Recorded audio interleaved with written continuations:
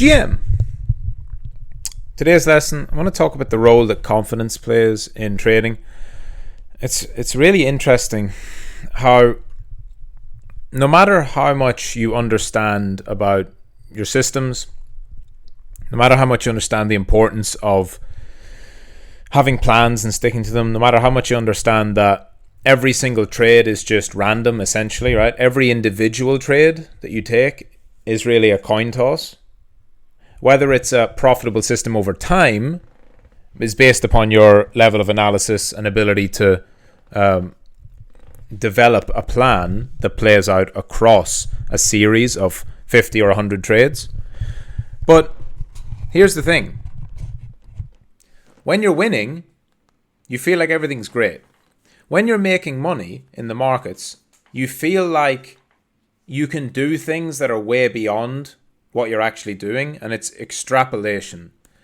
So let me put it in terms that you'll all probably understand. I've certainly felt this, so I guarantee anyone here who has traded with money for any significant period of time has had this happen.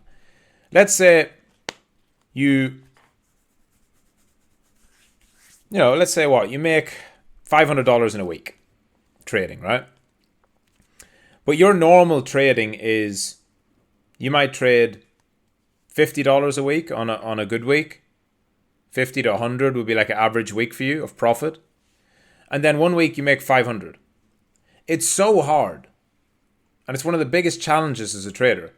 To when that week comes and you have that $500 week, when you're used to having 50 or 100, it's so hard for you to not extrapolate that into the future. Extrapolation is where you take that number and you project it future. So you say, like, if I make 500 this week, what could I make in a year? And you multiply it up and you're like, wow. And you think, I now make 500 a week. That means I can risk 100 per trade instead of risking 25. All these things happen. And this lesson is just as much a reminder as anything. It's really just, I'm sure that someone who's listening to this will be going through this at the moment. You have to remember that the returns you get are completely random and they are not in any way typical for the entire set. Meaning, if you make 10 grand in a year, you might make 9 grand of that on one trade. That's just how it goes. You could take 50 trades. You could make 10 grand profit in a year. You might make 9 grand in one trade. And you might make another $1,000 across 15 trades. And then you might have a bunch of losing trades, 30 or 35. That's just the way it goes. It's crazy, but I've seen it happen with my own trading again and again and again. All of you know this if you've done backtesting. Go through the backtesting results and you'll see a skew. Some massive winners just pop up every now and then. So just like you can't take your best ever trade performance or your best ever week performance or your best ever month performance, you can't take that and plan it out into the future too far.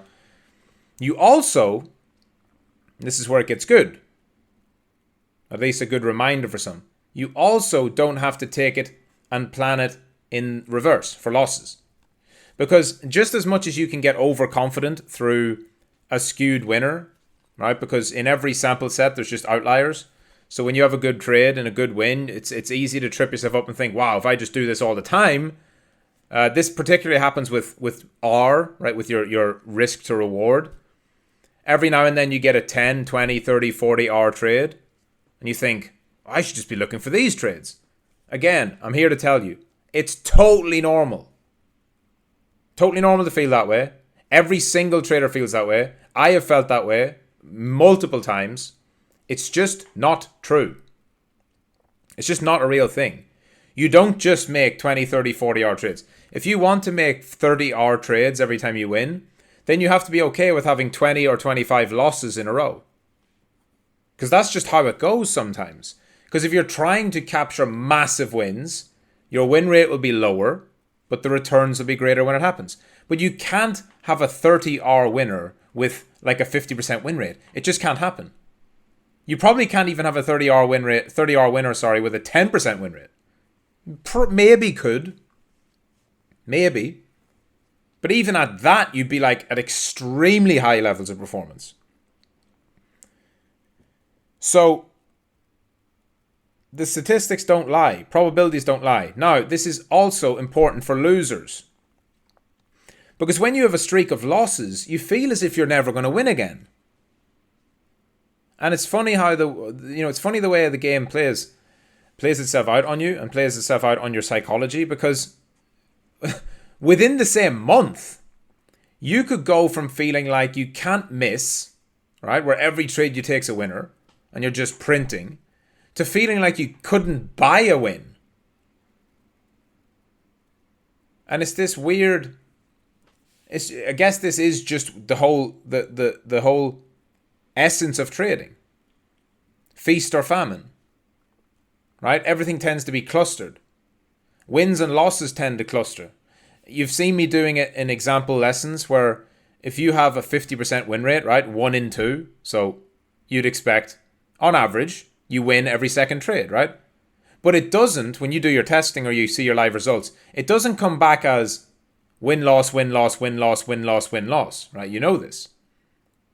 It comes in clusters. Could be 3 wins and then a loss. Could be 2 wins and then 3 losses. Could be 4 or 5 wins in a row, 4 or 5 losses in a row. And then, of course, yeah, win-loss occasionally. But it always happens in a completely random fashion. So it's good and it serves you to just remind yourself of that every now and then. Because just like we get ourselves too high when we're winning, we get ourselves too low when we're losing. And on both sides, on both extremes, it's not real. It's not real on either end. When you're winning, it's not going to last forever. When you're losing, it's not going to last forever. And that means when you're losing, as long as you're following your system, stick to it. As long as you're following your plan, stick to it. As long as you're following your rules, your process, stick to it. And when you're winning, resist the urge to take extra trades or go bigger or try different things. If it's not broke, don't fix it. But if you're not winning and you are following your process, that doesn't mean it's broken, right? So whenever you're having wins, as long as you're following your rules, keep following them. When you're having losses, as long as you're following your rules, keep trading the exact same way. The only time you should stop if it's losing is if you're consistently following your plan, you're following your process, and you're having losses to the extent where you're actually unprofitable. That might be your system telling you that you're actually, for whatever reason, it's not working, right? Like, if over time you find that you're not having profitable trades, well, that could be your system saying, something needs to change. Maybe the market conditions aren't ideal. There could be whatever. There's a million reasons for why you might be having substandard results. But as long as you're doing the right things, as long as you're following the process, as long as you're not taking extra risk or moving stops or doing any of these things that you shouldn't be doing, don't get too high when you're winning. Don't get too low when you're losing. And remember that over the long term, all of this evens itself out. It'll all smooth itself out over time.